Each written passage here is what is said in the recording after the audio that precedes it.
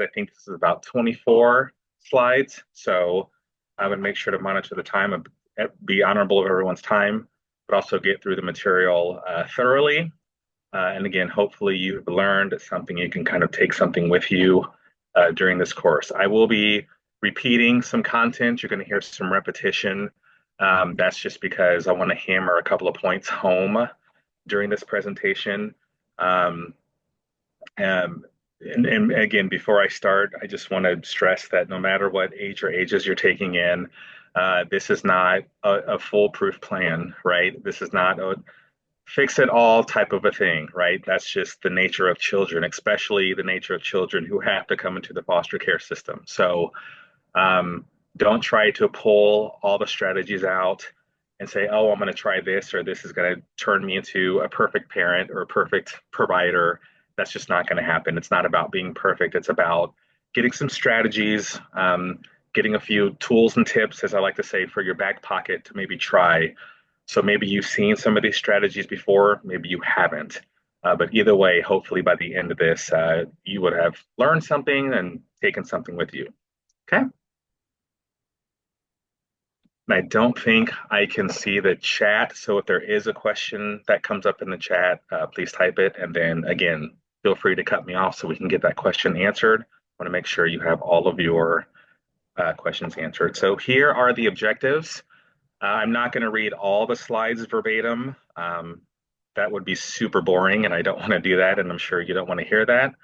But I will kind of pick at some points in some slides. I might read some information, but I'll be mostly talking in the background as you're reading the slide. So here's the objectives. Here's what we're going to be going through today. I'm just going to be talking about some basic experiences and needs of teenagers, learning a couple of strategies. I kind of talked about those earlier, to acknowledge, the trauma and loss and all the stuff that children bring when they do have to come into care.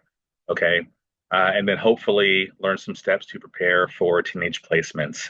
We didn't get a chance to be interactive earlier. I didn't know if the parents joining us, if you have placements, if you don't, what their ages are. So if you do have teenage placements, just try to picture that child or those children, kind of picture them in these situations. And if not, I encourage you to anticipate if you're wanting or expecting or hoping to get a teenage placement, how would that kind of look? So it's, whether you have a placement or not, hopefully this is applicable to you. Okay. All right. Starting this off really fun. What do I do and how do I reach them? um, teenage years are just difficult.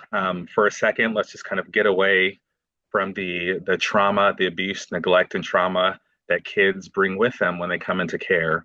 So just teenagers that grow up in a healthy home, if you will, without the abuse, neglect, and trauma, it's just difficult for teenage years, right? We all know, we've all been through those teenage years.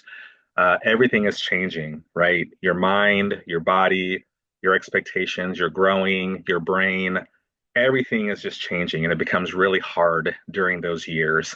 It's a productive change, it's a very necessary change. However, that doesn't void it or nullify it from being hard, right? So, as I mentioned earlier, you factor in the abuse, neglect, and trauma that those teenagers have with them when they come into care. That makes the teenagers even more difficult. Um, so yeah, I don't want to go too deep into the whole abuse and neglect and trauma kind of realm. There are plenty of other trainings that you can learn information about that, and I encourage you to learn information about that because it's very relevant, especially with our children that come into care. However, it is going to be important, so I'm going to mention it a little bit. So throughout this training and throughout however long your placements are in your home, I encourage you to look at the situation of having placements, teenage placements, from through a trauma, what's called a trauma-informed lens. And again, boatloads of information, which we will not go into today, but kind of the Cliff's Notes version of trauma-informed is like, so for example, if you have a teenager with a trauma history, Let's just say, you go into the grocery store and he gets triggered by something, right? Whether that's, and again, if you don't know, basically anything can be a trigger, right? The trigger is whatever the child experiences that kind of takes him or her back to the trauma, right? So it could be the color of a wall, it could be a smell, it could be a sound, it could be music, it could be anything. So again, little scenario, you're in a grocery store and the child um, gets the scent of, you're in the donut aisle. I don't know, and the scent of donuts, the child smells, and next thing you know, he or she is triggered. Big, huge fit, right? They're having a reaction to that trigger. The non-trauma informed person will look at that teenager and say, "What's wrong with you?" Like you're having a major reaction that you should not be having. What's wrong?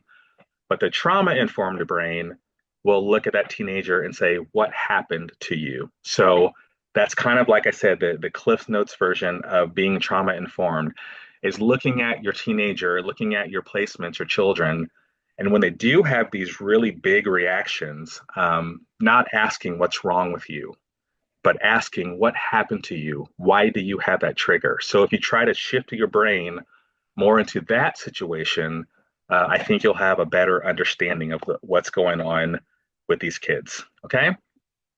So we're going to get into this. What do you do? How do you reach them? Might seem impossible. It's doable. Okay.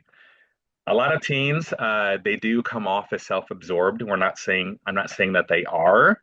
I'm saying again, that's kind of how they come off based on a lot of what I was discussing earlier, right? They're going through a lot of changes, a heck of a lot of changes, right? So again, they might come off as absorbed. It's all about me. In a way, it is about them, but they're not purposely trying to be self-absorbed, if that makes sense. Okay.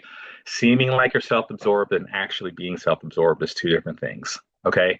So these are a couple of factors here about why some of our teenage placements might come off or seem self-absorbed. Again, we discussed their bodies and brains, everything is changing, right? Maybe you have teenagers that have jumped placements. They have had quite a few placements in a short period of time. So they might have built up some resistance around adults because the trust level for adults may not be there. And we'll delve into that more. Okay. Also, the self pity, right? Again, stemming from the abuse, neglect, and trauma that they've experienced. And then you factor in the frequent moves. You might factor in them not experiencing kind of the teenage years that teenagers in healthy homes will experience. Like driving or getting your license when I don't know if it's still 16 or earlier. When I was growing up, it was 16. Maybe going to prom, maybe getting that first job. Those type of experiences, the teenager in care, those experiences may be delayed or maybe they don't come at all, right? So again, there's a lot of self-pity, kind of woe is me there. And as I was just talking about, the self-protection, right? From being just let down so much, right? Again, the frequent moves, maybe reunification was the goal at one point, but maybe parents aren't doing what they need to do, whatever the situation is, right? So all these things are just kind of mixed in together to make the teenager seem self-absorbed. Again, to the non-trauma informed person, they might look at that teenager and say, "You're a little full of yourself. It's all about you." But the trauma informed person will kind of look and see what are the factors kind of leading up to this. Okay. Okay, so here's a short video I was discussing. It's called Getting Your Teen to Open Up. Please let me know if you cannot hear it. Hey there, I'm teen behavior expert Josh Shipp. Now I have a lot of parents come to me and say, "Josh, my kid has become an alien since hitting middle school and or puberty. What do I say and what can I do to make the difference in getting the dialogue open and back on track?" All right, well, first of all, it's not your fault that your kid is an alien. That's the fault of puberty. So it's not your fault that they have morphed into this weird alien life form. But it is your responsibility to break through and get to the heart of your kid. Now, here is how most kids spell love. T-I-M-E. They need time with you. I call it the be with factor. Just be with your middle schooler, be with your kid, be with your teen. When they are having a difficult time communicating their feelings and seem distant, taking time to be with them is pretty much all you can give them. And that's pretty much all they need. Many parents will complain that their kids just won't talk to them. Look, most middle school students, as an example, can't articulate their feelings. They're like a jumbled up mess of hormones at that phase in their life. So it's an emotional, sort of hormone cocktail inside of themselves. So it's understandable they can't sort of artfully articulate what they're going through. And sometimes they just don't understand, everything that's going on inside of them, let alone have the, sort of mental maturity or emotional maturity to articulate that to their parent. So don't be stressed out by that. Another one of the main reasons why most parents don't understand their middle school students, as an example, is because most middle school students don't even understand themselves.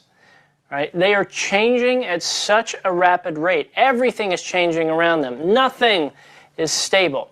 That's why they need you as their parent, not asking them to return to their old self when they were a little kid, but encouraging them with your simple presence and spending time with them. So don't worry about talking to your teen or advising them. Mostly what they need is to know that you are there. Now, at all costs, here's what I would encourage you to avoid: lecturing or nagging. If the conversation goes on for too long, it's going to be perceived as lecturing to your teen. So here are some ways to sort of, get them to open up with questions that can provide you with some insights into their current state of mind, so you can generally sort of understand what's going on in their life. If I was you, I would encourage you to sit down and intentionally make a list of questions that you would genuinely like to know their answer to. So some questions to kind of get this going for you is you could say, hey, who is your best friend? What makes them your best friend? Who is someone in your school that you have a hard time getting along with? Why do you think that happens? Who's your favorite teacher at school? Why are they your favorite teacher? Who's your worst teacher at school? What's the teacher you absolutely hate? Why? Ask them what they're looking forward to the most this summer. Ask them, is there, as a family, if we were to go and spend, cool vacation together, what would we do? Where would we go? Ask them what their favorite song is, and then ask them to play it for you. And then talk to them about why that song means so much to them.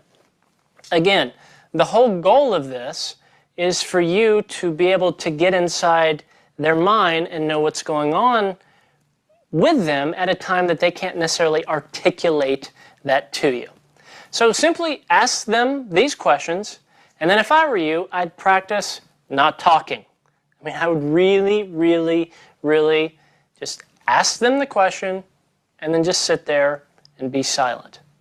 So instead of, giving advice right away or trying to control the conversation in a certain way, just listen, maybe share similar experiences that you've had so they know that it's perfectly normal to feel like you're not sure exactly where your life is headed when you're a teenager. If you had someone at school or maybe even at work who was mean to you or something like that, you felt excluded, you can share with your teenager that you understand and can relate to how challenging that can be. By being vulnerable and sharing your story with your kid, it lets them know that you understand genuinely what they're going through. Being a parent means being a student of your kid. And for middle schoolers, for teenagers, for young teens in particular, it's all about the be with them factor. So be with them. And believe me, they need time with you and want time with you more than you can possibly know. Even if they don't articulate that, and even if they throw out signals often that seem to contradict that. Your teen, your kid, needs you to be with them. So do it. There you go. All right. Hopefully you got some good advice there. Hopefully it said some good things that resonated with you. Yeah, so here you go. Just kind of based on what we had heard earlier, and you'll probably hear down the road, some ways to just build a foundation, right?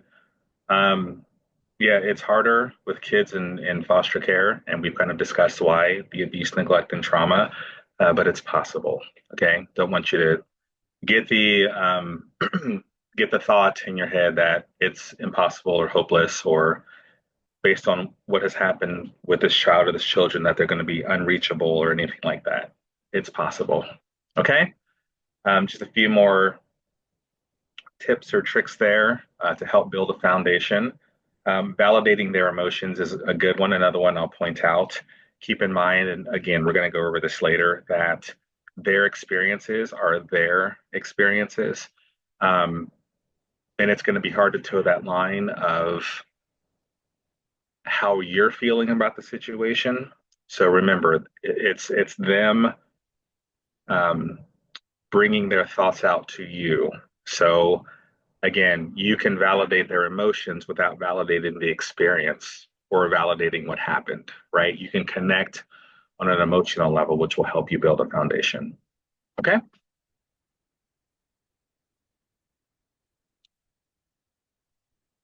Moving on. Under the understanding the impact of their development, this has kind of been one of the themes we've touched on during this training, and I'll continue to touch on it further down this training because it's very important.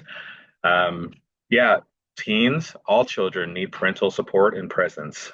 Again, what we have been talking about, what the video had talked about, and again, as we've also mentioned, as the video mentioned, presence does not mean you are dominating the relationship. Ironically, you're not being the parent in the relationship. You are, again, trying to build that foundation. You're trying to build that trust. You're trying to get that teenager to open up to you. And if that teenager is letting you know things, getting things off of his or her chest, especially that are kind of deeply ingrained in there, and you come out and you like immediately minimize it or shoot it down or correct them, they're not going to listen to that correction. They're kind of taking a step out of trust, and all they're going to see is you are trying to take over that relationship, and that's going to have them hinder possibly talking to you in the future. Okay, so and again, it's a little tricky because not every teenager is the same. Not every experience is the same. Support and presence looks different. It's literally customizable to every sort of teen because it's not going to look the same. Okay, and as we just mentioned, they're going to show resistance for a myriad of reasons, a lot of which we've talked about. Maybe they don't trust adults. Maybe you're a female and they don't trust females because females were a part of their trauma history, or the same with males, right? Or the same with a particular type of person or anything, right? That kind of builds up their wall of non-trust. So again, that resistance will probably be there and it's probably natural for them. Don't take that resistance personally. They're not angry with you, they're not upset with you, they're not really fed up with you. It's their previous experiences that they have those strong feelings for. Okay? Moving on, brain development, fun with the brain, brain stuff, brain stuff. Okay. So yeah, again, I said at the beginning of training, and I'll say it again, a lot of repetition here just because these points need to be hammered home. Yeah, we've all talked about how the brain changes significantly during puberty, right? Those little kids that were once there just are not there anymore because naturally the brains develop, right? Also keep in mind over here the teenagers that have histories of abuse, neglect, and trauma. Their brains do not develop the same as teenagers that have grown up in healthy homes. Okay, we'll explore that a little bit more in a few slides. But again, they don't grow at the same rate, and that can cover anything. It can cover physical, mental, emotional, um, psychological, all of it. Okay. You might have a teenager who is chronologically 16, but he behaves mentally and emotionally like a 6 year old. Okay. So, again, as I kind of referenced earlier, you might see some fits a little easier. You might have to, not to be taken the wrong way, but like dumb your words down a little bit, like you're speaking to a school ager, like an elementary school ager, and not a kid in high school. We're not going to use the same terminology with a 6 year old as we are with a 16-year old. So, again, you cannot match their chronological age. You have to match their developmental age. That's how you're going to reach them. You cannot expect them to respond if they're not developmentally um, matching the age of what they are chronologically. Okay. All right. So, again, the prefrontal cortex, if you don't know, really quick anatomy lesson here. Hopefully you paid attention in high school. Prefrontal cortex, front of the brain. This is where decision making is done. Prefrontal cortex is not fully developed until you're in your mid 20s. Teenagers are not in their mid 20s, right? So, again, their prefrontal cortex, the again, decision making, it's not fully developed until their mid 20s. So, again, you factor in the fact that they're teenagers. You also, like I've said so much, if you're not sick of hearing it, by now you're going to be sick of hearing it. If you factor in the abuse, neglect, and trauma, that prefrontal cortex can even be delayed with forming, which is why I said earlier, not all, but a lot of our kids in care, their chronological age does not match their developmental age because their prefrontal cortex is not fully developed. So they're going to be making the same silly decisions. They're going to be doing the same things over and over that are just not healthy. Um, and let me stop and pause here. Um, I am not excusing any behaviors. I am not saying it's okay for your teenage son or teenage daughter in your home to start fires or start fights or, you know, tear the house up because their brain is not developmentally there. Nothing excuses any behaviors, especially destructive behaviors. You've got to do what you can to get a handle on that. I'm just trying to let you know this is why teenagers, especially teenagers in care, keep making those decisions where you're like, oh, that was a really dumb decision. Why did you do that? And the teenager, I don't know, right? And then next week, after you've had your chat, they're making the same dumb decision or other dumb decisions. Um, Again, not excusing that behavior, but keep in mind the delayed development of that prefrontal cortex. Okay.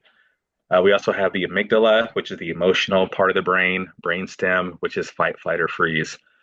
So the last thing I'll say before I switch slides, let me learn to talk. Switch slides is a lot of teenagers, a lot of kids in care, their brains are not built for connection, love, affection as people in healthy homes.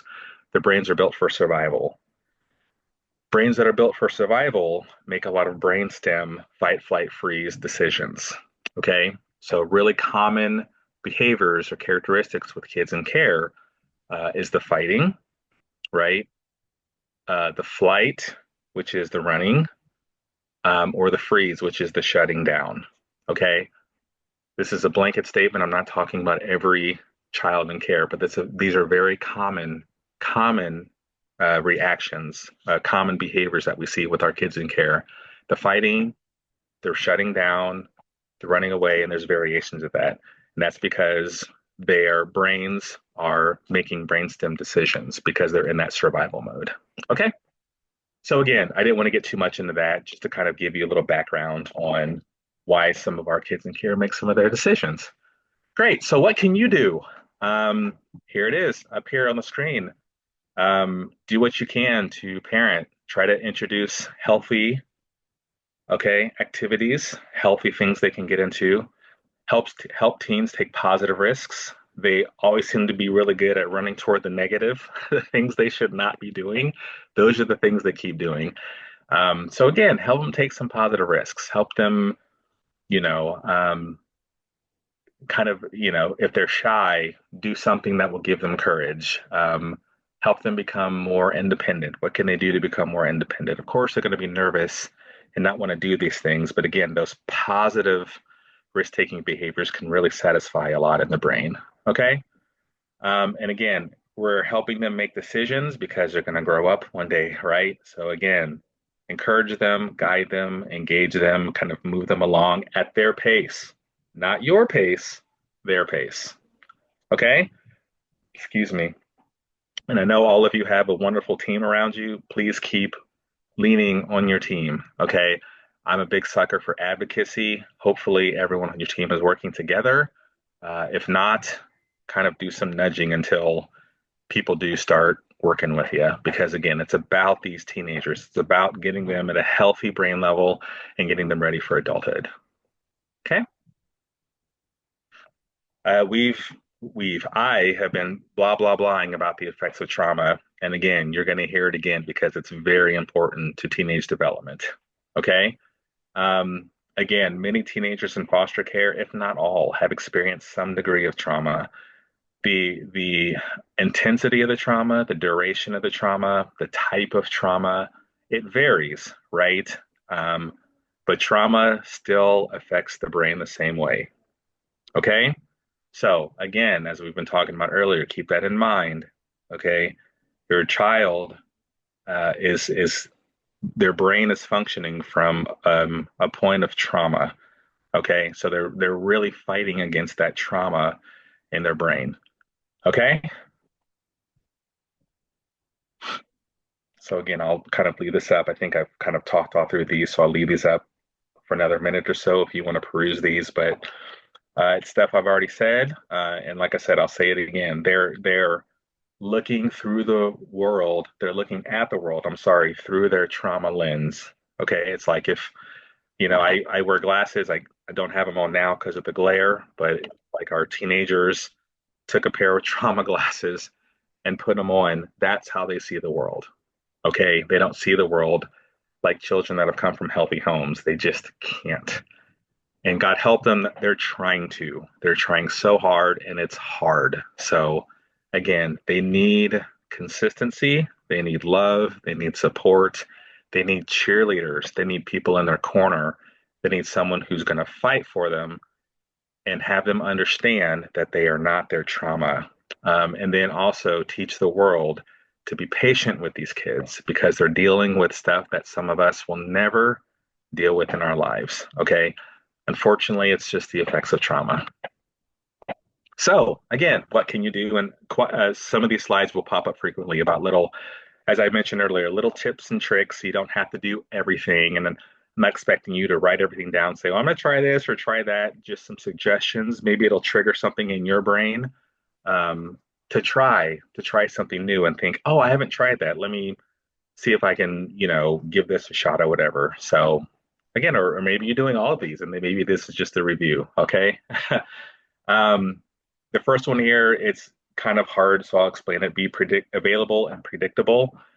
And this is a reference to earlier. Not all, but a lot of our kids in foster care have had frequent placement. Oh, sorry, I'm not supposed to pop up there. Had frequent placement moves. They've done, a lot of things have happened. So, they need a little predictability. They need to know what's coming so they're not thrown off or surprised, even if it's a part of their daily routine. Again, don't expect them to have their daily routine down the way kids with healthy brains will have their daily routines down. Okay? The second one is talking about trauma triggers. Kind of the good thing about this, not that there's anything good about trauma triggers, is kids will let you know what their trauma triggers are because you have these, how do I want to say this? They're kind of uncommon reactions. Again, like the example I used earlier, the pretty silly example, I hope it hit home, of the kid in the grocery store and he passes by the donut section and he gets a whiff of donuts and all of a sudden he is just panicking, right? Total breakdown. And you're like, dude, they're donuts. So again, your trauma informed brain, you're thinking that's not a common reaction to smelling donuts, right? So that might be a trauma trigger. there might be something there. So you can put that in your back pocket and say, hey, maybe we can discuss this down the road. Maybe we can talk about this. So that's what I meant earlier when I said kids will let you know what their triggers are by how they react. Okay? Yes, and a big one, please allow your teens to express their emotions without being judged. Obviously, there's rules, I hope, in your home. It's okay to be upset. It's okay to be whatever emotion you want to feel. It's not okay to be upset and punch a hole in the wall, right? It's not okay to be upset and, you know, push brother or sister or other child down the stairs, okay? Remember, we're focused on emotions here, not behaviors. Make sure they have a safe space to express their emotions. Okay? All right, identity formation. Here's what just about every teen I've worked with has asked. Where do I belong just in this world? Where's my place in this world? What am I supposed to be doing? Okay. And as we've discussed, we hopefully have a good understanding why now that's harder for kids who are in foster care, those kids with that trauma history, right? We should know why that's harder. Okay. And you would just take a second to go back to your teenage years and how did you form basically who you are today, your beliefs and values, all this kind of stuff, what you wanted to be when you grew up, right? Not all of that, maybe all of it, but a majority of that came during your teenage years. Okay. So again, rhetorically, I'll ask, how much harder would that have been for you had you had a trauma history and you were in foster care and you had frequent, home placement changes and you had some parents who you thought wanted you and they stopped coming to visits, right? Or it was hard to make friends because you went to three different high schools about a year, right? So again, that's why it's hard for these teens to kind of figure out who they are. Okay. Yeps. Yeps. I just said yeps. All right. That's a word now. Yeps is a word now. So, again, what can you do? Um, a good one is talking to them about where they came from, who their family is. Go off of their pace. Again, it's kind of that hard line of parenting. You don't want to dig too much into this because it could ignite some triggers. It's a lot of hurt feelings. However, it's a healthy thing to talk about so they can get it out. So, how you do that, to the degree that you do that, I'm not trying to like cheat here, but I don't know. That's totally up to you, right? I can't like give you the magic answer for that because, like I said, all teenagers are different. Okay. They all learn different, they all process different. So, as I did reference earlier, you're going to have to pace yourself when it comes to that child. Gradually, kind of push him or her to a little growth, but you don't want to push too hard. Um, so, again, go off with the child. Okay. I don't know what the status of life books are. If you guys know what life books are, it's basically just kind of a catch-all book. It's got like your photo albums growing up. It's got photos, important information, medical information, school educational information, all that. Life books are not being kept up with as consistent, from my experience. A lot of foster parents and professionals haven't kept up with them as much as needed, but that's basically what a life book is. So if you don't have anything like that, I encourage you to get something started. Collect what you can about the child. And I know, again, if he or she has had frequent moves, it's harder to get your hands on some information. But do what you can to kind of collect his or her life and put it in a book. That might be interesting for them to see one day, right? Yeah. So again, we're supporting, we're providing, we're talking. Look, support's on there twice. And kind of was referenced in the video. You don't have to be a superhero. You don't have to have all the answers to support these kids with these complex histories.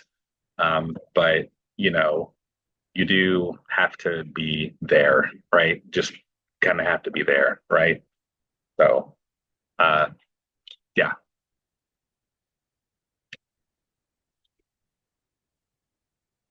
So teaching independence, yeah, it's again, like I said, it is common even for teenagers who were not in the foster care system. So again, it's going to be harder for teenagers who are, right? There's going to be separation and anxiety, and that's going to be amplified over here on this side for reasons we've already discussed, right? Because, when the child gets ready to leave and become independent, there's going to be a lot of these reminders of post for previous abandonment, right? Are you going to leave me like so and so has left me? Am I not going to be able to come back home like I didn't last time? And you can ensure the child and assure the child and assure the child that that's not me. You'll always have a home here. You'll always be safe. That isn't always how the child will interpret that. Okay. Um, yeah. And even keep in mind that the child may be unconsciously having these thoughts and feelings. Okay. Um, so, yeah, so the child may be kind of at war with himself or herself because they want to believe you and they know that you're a safe person and where they're at is a safe place, but they still might be kind of at war with themselves, battling those thoughts. So keep that in mind. Okay. Keep that in mind. All right. And of course, um, some kids will try to sabotage leaving, right?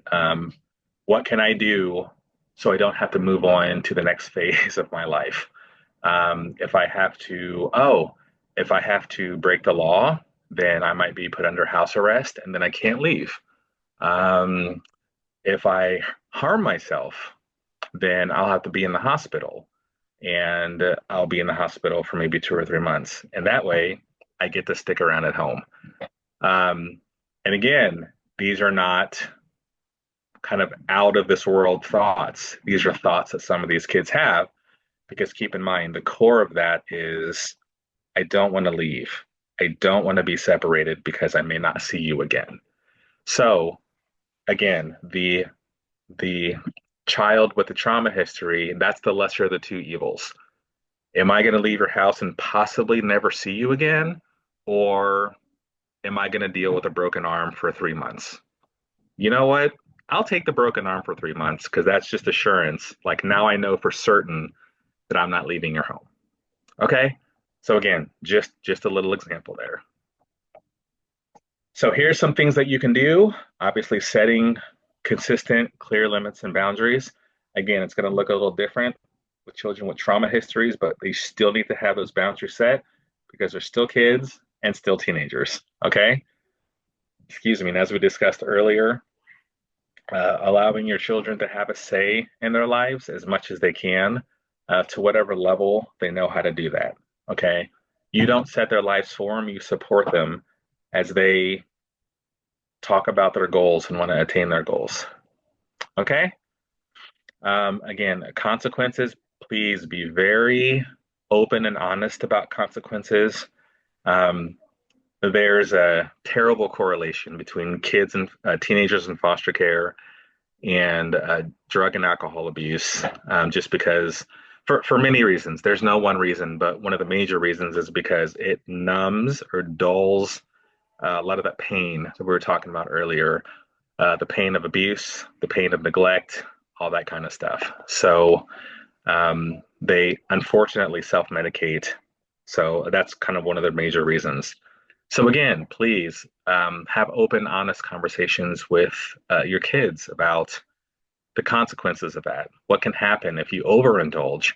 What can happen if you have some sort of substances in you and you make a foolish decision? Some of those decisions are permanent. You can't take them back. Okay. So again, and some of that conversation might be awkward for you as well for whatever reason. But again, you might be the only healthy person in this child's life that's educating them on this stuff. Because I'll tell you, the friends they have, they don't know any more than the kids do, right? So, yeah, they just need really good, healthy adults who will have those hard, conversations with them. But again, the conversation is to teach them. Okay. Yes, and the last one is a big one. Please reaffirm the teen's place in your family. Please let him or her them know that no matter how long you're here, you're a part of the family. If you have to leave for something out of our control, you're still a part of the family. They need a sense of belonging. That's really going to help with the healing process. Okay. Communication. All right. So yeah, again, here's where we kind of get into more of the repetition stuff. Yeah, teens worry more than they let on. That was kind of discussed in the video. And again, a lot of that is they don't know how to articulate what we learned in the video. They don't know how to let you know what's going on because they're teen brains. We talked about the prefrontal cortex. This is not fully developed, right?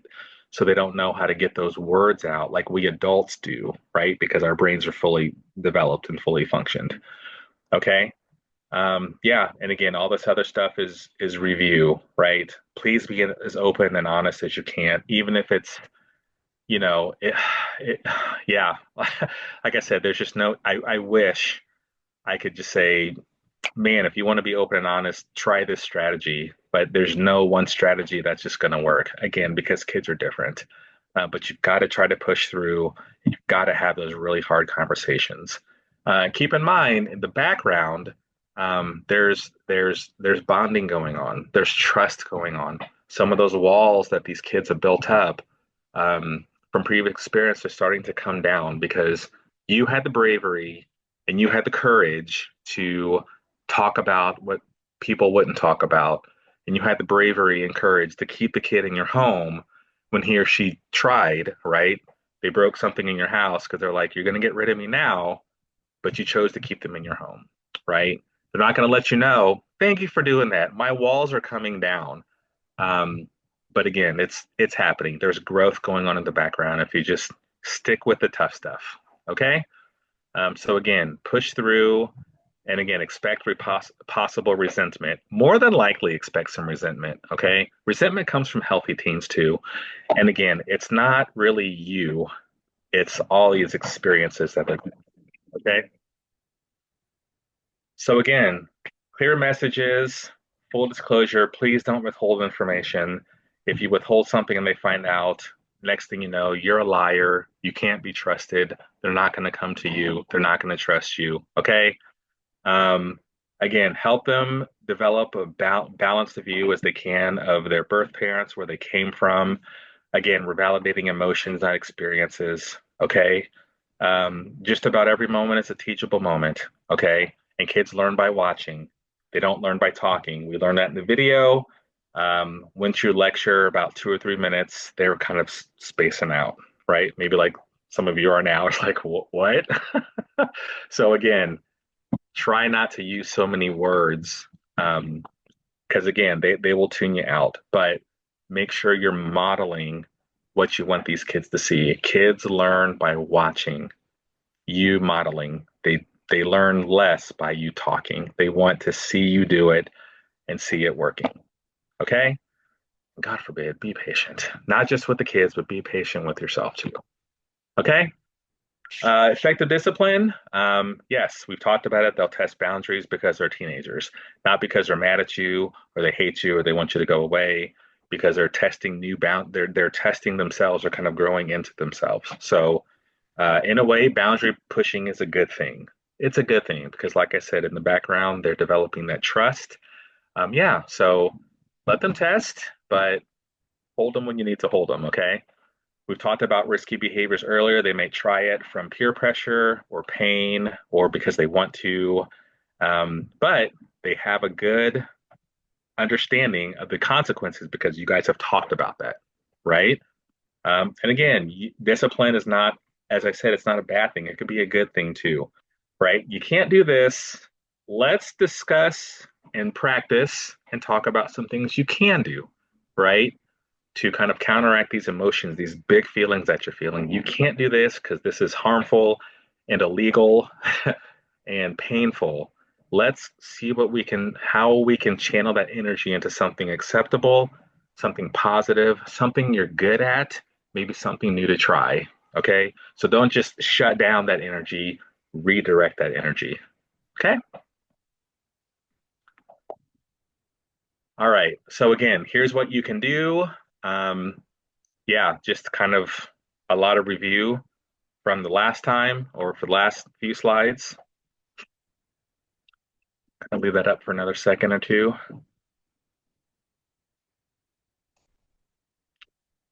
Yeah, preparing for adulthood. We've talked about this, right? We know they're going to resist. We know they're going to struggle.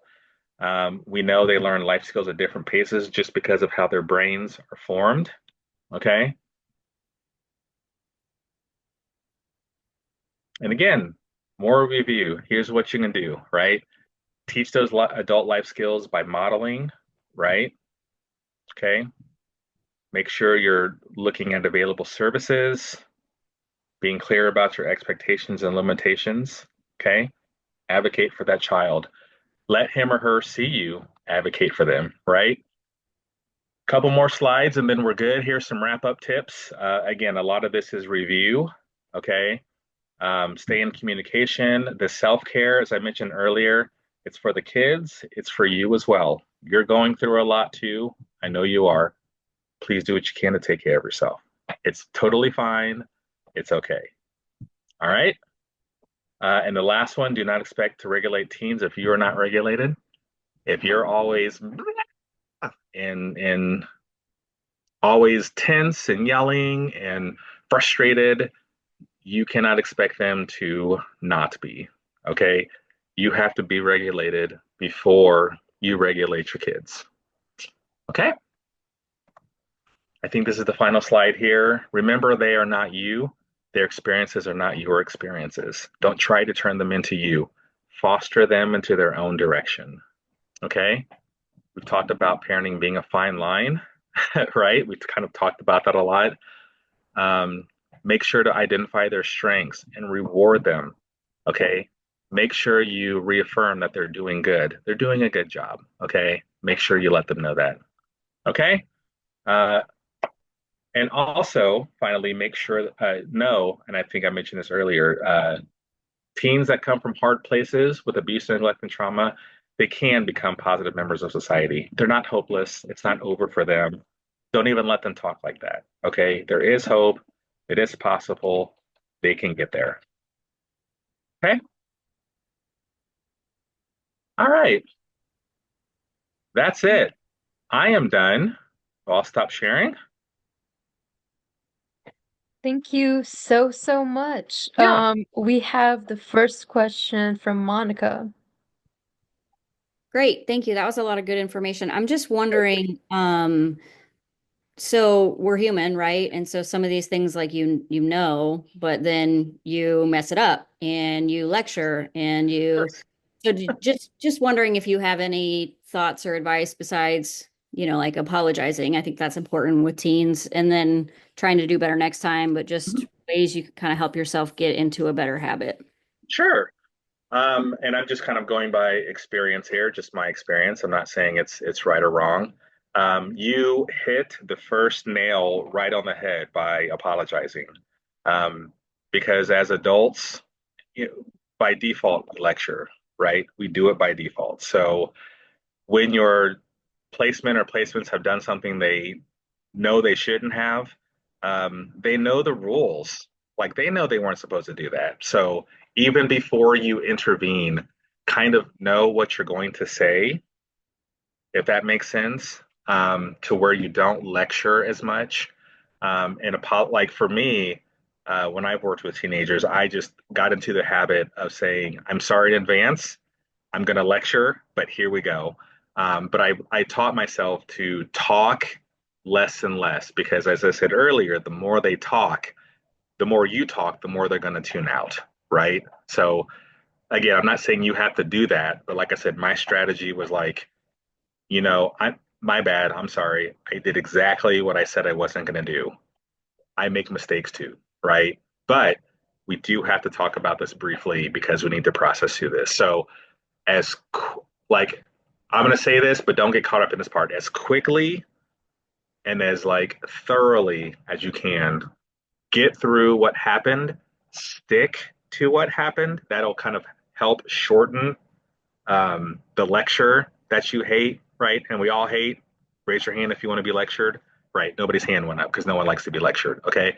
But typically, what happens is when we lecture, we do it from an emotional point. Not all the time. I'm not saying you are. That's just very common, right? Because one of your rules was broken, something happened in your home that wasn't supposed to happen, so you just need to save a little face. So that's why typically that lecturing comes, right? So again, stick with what happened, deal with what happened, talk about what happened, move on. Okay?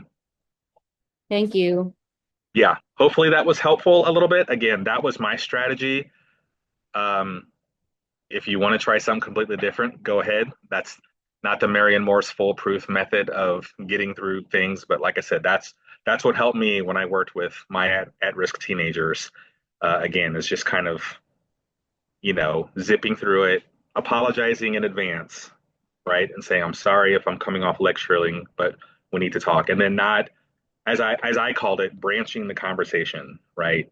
We started here, we're going to end here. We're not talking about what you did 3 months ago or remember when you did this before, we talked about it before. Nobody wants to hear that. Stick to the topic, be quick, move on. Okay? Marion, I have a question.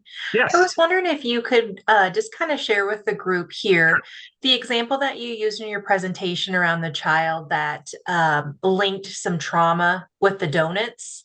Uh-huh. How would you handle that situation working with a teen and let's say they destroy the donut display?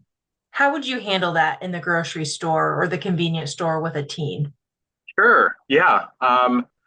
In this situation, I said grocery store, it was actually a quick trip. So it's not funny. I'm not laughing because it was funny. I'm laughing because it really threw us off. Um, so yeah, it's a huge scene. So after the teenager acts out and has that trauma response, because that's all it was, a trauma response. The first thing, again, my suggestions, not foolproof, is that you cannot have a reaction with them. Again, which is very easy to do because let's just be honest here. We come from a place of selfishness. Like, I'm embarrassed, right? Because the whole donut display is destroyed, right? Everybody in the store is looking. The employees are looking. I'm embarrassed, right? So you've got to at first keep yourself regulated somewhat. You've got to remove the child from the situation as best and as safely as you can. Okay. Maybe the child's probably in fight, flight, or freeze, because again, it's that trigger, it's that odor of the donuts. Donuts are destroyed, everything's happening. So again, you just need to, as I call it, quarterbacking the situation, right? Just you need to kind of explain to everyone what's going on. Because again, after the event comes like the embarrassment because everybody's looking. Okay.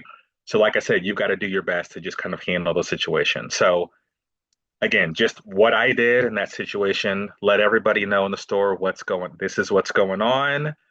This is what's happening without divulging too much about the child. Obviously, you've got to follow confidentiality and HIPAA and respect for the child, right? Kid's a little upset right now, didn't mean to do what he did, you know, um, look at the employee, sorry about this, cover whatever damages need to be done, all this kind of stuff. And remember, as I said earlier, if you are in a place of calmness and if you're in a place of regulation, that's going to do a lot to regulate the situation. If you are running around, go, oh my God, there's donuts. That's not going to calm the child down. So after I've kind of done damage control with everyone else, my focus is on the child. My focus is strictly on the child. So hopefully my conversations will kind of not get so many stares and not get so much attention. Okay, because again, that can easily bring those reactions back up in the child. Everyone else, go about your business. Very sorry about this. Do what we need to do. I'm focused directly on the child. Okay. And just kind of letting, like, very slowly, calmly letting the child know, here's what we need to do. We're going to have to leave. Can you walk out by yourself? Do you need a few minutes? You tell me. Okay. Just make it like very personal. So, again, that's not a foolproof. It's not always guaranteed to work, but you minimize distractions and you give that child your full attention. That child needs your full, because again, he or she is in fight, flight, or freeze. So if the situation's not contained, something else is going to get broken. Someone's going to get punched. Something's going to happen. So damage control, child control, you control first. Control self, control environment, control child. Okay? So, Thank you. Very helpful yes, tips. yes, not a problem. Very fun night, by the way. So, like I said, it happens. It happens. You can't really do anything about it. And the child feels terrible. Like, they're going to feel terrible when they kind of come down from their fight, flight, or freeze. They're going to feel terrible. So don't make them feel any worse, right? We don't bring it back up. We don't talk about it. We connect with the emotions. What emotions were you feeling when you destroyed the donut display? Like, tell me how you were feeling and what you were feeling and why. Okay? As calmly as I'm talking to you now, that's as calmly as you talk to the child. That helps a lot. It helps a lot. Okay?